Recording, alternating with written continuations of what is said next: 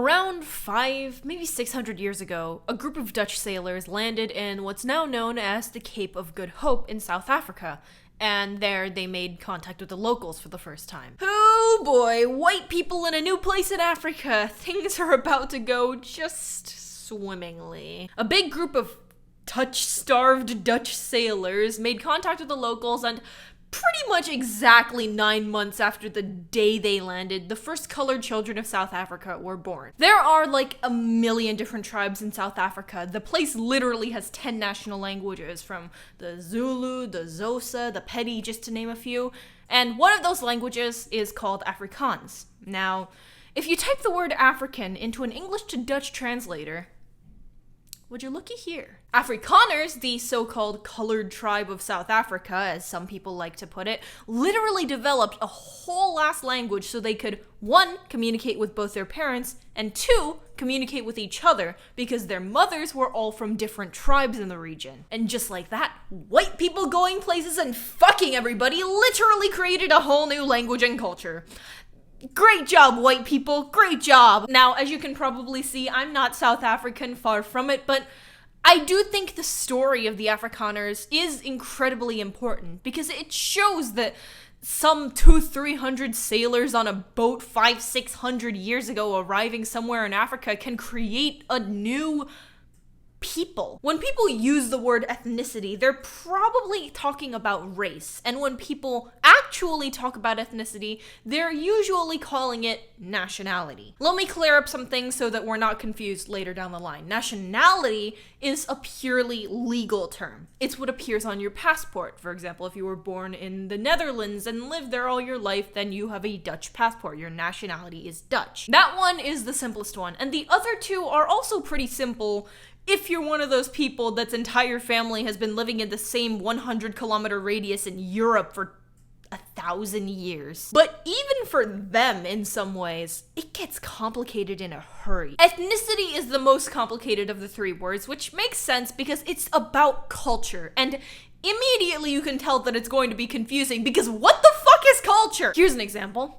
I don't speak that much Korean. If I was dropped in the middle of Korea, then I could probably get by asking a lot of questions and usually using a few English words that the locals are bound to know because Korean education system, blah, blah, blah. But I can't have a conversation about even a semi-complicated topic like, gee, I don't know, my confusing ethnicity. The thing is, some parts of my extended family are always going to expect me to know how to speak Korean, partially because I knew when I was very, very young, and also just because you're Korean. I mean, I look like it to some extent. Both my parents were born and raised there. I was born there. Both my parents speak fluently. So if we count culture as in where we come from in terms of our family, then I am 100% Korean, 50% American? Do I have 150% ethnicity, or do I simplify it to 66 and 33? And with either approach, what? Okay, admittedly, I don't think that approach to understanding ethnicity works. If both my parents were serial killers, and that doesn't make me a serial killer. Did I just compare being Korean to being a serial... If there are any Koreans watching this, 죄송합니다. 진짜 죄송합니다. How about this? I was born in Korea and I lived there until I was about 4 years old, but then I moved over to the US. That must make me American, right? And on the surface, that sounds like it works. It's where you live and where you are raised, done over. Go click on that Viola King video that's in your recommended. Let's face it, you've been eyeing it for a while now. But if we use the America approach, I'm from Hawaii. One of my most vivid memories is of being 11 or 12 years old and plotting to run away from home because I desperately didn't want to participate in the school May Day pageant. I hate hula so much that when I had to do it in school, I literally cried. I don't listen to Hawaiian music, I don't speak a word of Hawaiian, and I wish I could use the words. I could go on and on and on, but I can't because I don't even know what else is important in Hawaiian culture. That thing about almost running away, by the way, wasn't entirely petty. It's not like my parents made me sign up for the thing. It was mandatory throughout the whole school. I plotted to do it with a friend. We wrote down plans on pieces of paper and everything. It was because I had to wear this fucking pink dress and I hated the...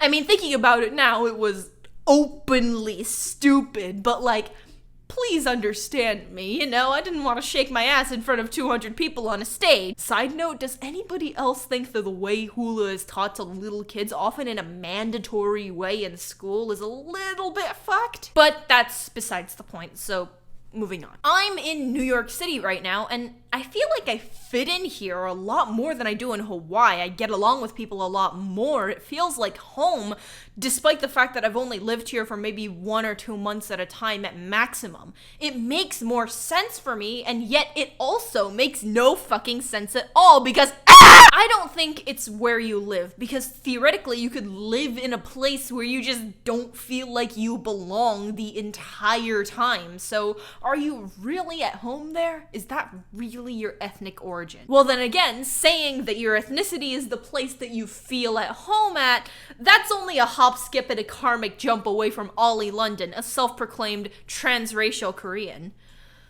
PewDiePie made a video about it. Go watch it. I'll link it in the description. This is so ridiculous. Like, I don't even know how to logically describe it because there is no logic here. Basically, they really like K-pop and they identify as Jimin from BTS. They got like 18 plastic surgeries done to look more Korean, saying that they're gonna transition their race, that Kor and Ian and Jimin are some of their pronouns? Okay? Look, PewDiePie did a whole fucking video on it. I'm sure you know. It's just at this point. Look, we get that you like K-pop. That does not make you Korean. I should not have to explain this to anybody. I shouldn't need to come up with some kind of philosophically sound argument for why he's not Korean. He's not Korean. But then again, what does make a person feel at home in a place where they weren't actually born? Like, where is the line that you need to move at for that place to become a part of your cultural identity? I moved when I was 4 years old and I feel 100% American. That's technically going from one ethnicity to another, but where is that line between me and Ollie London? And also, what's more fucked up is that I feel defensive as a Korean person at Ollie London, despite the fact that I literally just said that I am not Korean like 2 minutes ago. This shit's a mess! I feel like now is a good time to bring up the magical word that is subculture. Ollie London isn't ethnically Korean, but they're part of a subculture of Westerners who appreciate Korean culture mostly because of K-pop. And if a person gets really invested into a subculture, then it can become part of their ethnic identity. But then again, where do we draw the line there as well? What's your ethnicity? I'm a Trash Taste fan? What's your ethnicity? I'm a 9-year-old. What's your ethnicity? I'm a Jacksepticeye fan. What's your ethnicity? I'm an epic Minecraft gamer. What the fuck was that? If this channel had more subscribers, that would 100% be a meme. I don't doubt that people find community in those subcultures, but ethnicity is a strong word, and I feel like that's kind of pushing it. By this point, I came to a kind of realization. Ethnicity is a weird concept because it partially, at least technically, doesn't exist. The third word that gets tossed around this conversation a lot is race, but that only has to do with your ancestry, your DNA, where you were physically from. But even if you equate ethnicity to race, okay, if we're going off of ancestors, my dad's like a generation 1.5 Korean American that isn't quite second generation, that grew up in both places. My mom's more German Korean than Korean American, so does that make me half Korean, a quarter German, and a quarter American? But, like, my DNA test says that I'm 100% Korean, but then again, who decided that? My great-great-grandfather moved to Japan when he was relatively young, and they didn't return until my grandpa was like 8 years old, so does that make that side of the family partially Japanese, or do they still retain their Koreanness throughout their time in Japan? Who decides how long you need to stay in a place for that to transfer into your ethnicity? Does it have to do with a certain number of generations? I don't know. Forget being Korean, go back 1,000 years and I'm Chinese, despite having no correlation to China. You can look at somebody and tell that they're Asian, but once you go into the specifics, things get blurry in a hurry. So really, really, race is entirely an appearance thing, but ethnicity is about culture, not appearance, but I think that can also get extremely blurry, like we've discussed before. Do you wonder why Joey the anime man made an entire video of him having an existential crisis because he's half Australian, half Japanese? Yeah. This is why. Think about it for 1 second and you end up deconstructing like a third of the collective knowledge of humanity. I think a lot of people would immediately jump on the culture is a cult. That's why we call it a culture. Society is a cult train. And I understand where they're coming from. Like, when you don't understand something because the parameters don't really make sense, it's easy to just look at it and say that it doesn't exist. But like, here's an example. The universe is simultaneously infinite but also expanding, but not like my hand expanding from the this part of the air into the this part of the air. There is no ether of existence that it's expanding into. It's just expanding. Video for another day. But my point is, despite the fact that we don't technically understand the universe because it makes no sense, that doesn't mean that nothing exists. In fact, we almost certainly exist. Almost. Okay, I'm pretty sure that there are things in front of me right now, like these. This is what happens when you start asking questions! Okay, deep breaths. Even if the universe doesn't technically exist, everything is contained within the simulation. The simulation still matters, everybody, okay? Just carry on with your day. Okay, now that we're sure that things exist, to some degree, let's go back to culture. I don't understand my ethnicity, partially because my family is all over the world, but also because I don't think anybody really does. The big problem here, I think, is that we consider ethnicity to be different ethnic groups of people when really we should be talking about them in ethnic ideas that some people identify more with than others. The languages and holidays and viewpoints that make up all American culture doesn't apply to every single person who calls themselves American. Same is true of Koreans, my somewhat half German-ish mother. It applies even to the Afrikaners. Hell, let's throw on some of those YouTube subcultures from before. It also applies to them. I like to think of ethnicity like scales, where some people land higher or lower on a certain scale than others. Let's say that each individual country has like 1,000 possible ethnic points that you can have by celebrating all of the things related to that place's culture. Whereas one of those smaller subcultures that die quickly, like